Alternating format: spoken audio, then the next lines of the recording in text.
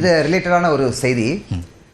பாகிஸ்தானுடைய biggest strength என்னன்னா, நம்ம நாட்டினுடைய சிக்கலான சட்டத்திட்ட அமைப்புகளும் நம்ம நாட்டினுடைய சிஸ்டமிக் இஷ்யூஸ்.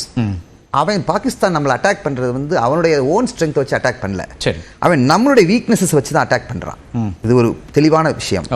அதே பட்சத்தில் பாகிஸ்தானுடைய பிக்கெஸ்ட் த்ரெட் என்னன்னா, அவங்களுக்கு பெரிய ப்ராப்ளம் என்னன்னா இதுதான்.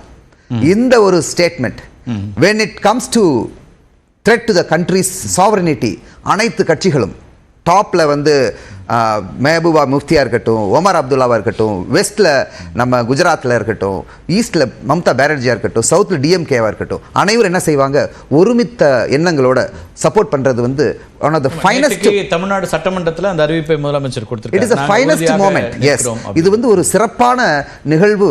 இந்தியாவில் நம்ம 1008 பிரச்சனைகளை விட்டு பயங்கரமா differences இருக்கும், opinion differences இருக்கும், principle differences இருக்கும்.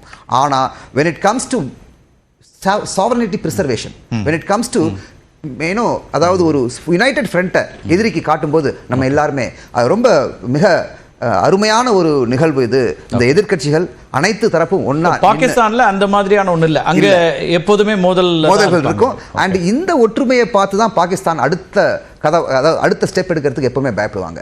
பாகிஸ்தானுடைய பிக்கெஸ்ட் வீக்னஸ் இந்தியாவுடைய யூனிட்டி, பாகிஸ்தானுடைய பிக்கெஸ்ட் ஸ்ட்ரெங்த் இந்தியாவுடைய சிஸ்டமிக் இஷ்யூஸ். சிஸ்டமிக் இஷ்யூனா என்ன மீன்? சிஸ்டமிக் இஷ்யூஸ்னா 2003ல ஒரு டெல்லியில ஒரு அட்டாக் நடந்தது, ஒரு தீவிரவாதி.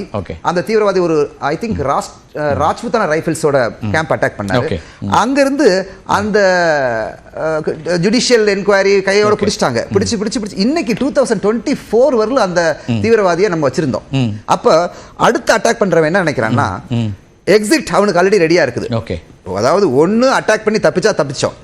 அப்படி அட்டாக் பண்ணி தப்பிக்காம நம்ம போலீஸ் பிடிச்சிட்டாலும் அனதர் அட்லீஸ்ட் ஒரு 20 இயர்ஸ்க்கு நமக்கு வந்து இங்க என்ன இருக்குது, சேஃப்டி இருக்குது இங்க நமக்கு. அப்ப அவன் என்ன நினைப்பான், ஒரு why not give a shot, why not give a wild shot. இதுதான் வந்து தீவிரவாத அமைப்புகளுக்கு பிக்கெஸ்ட் பூஸ்டிங் அண்ட் ஃபெர்டிலைசரா இருக்குது.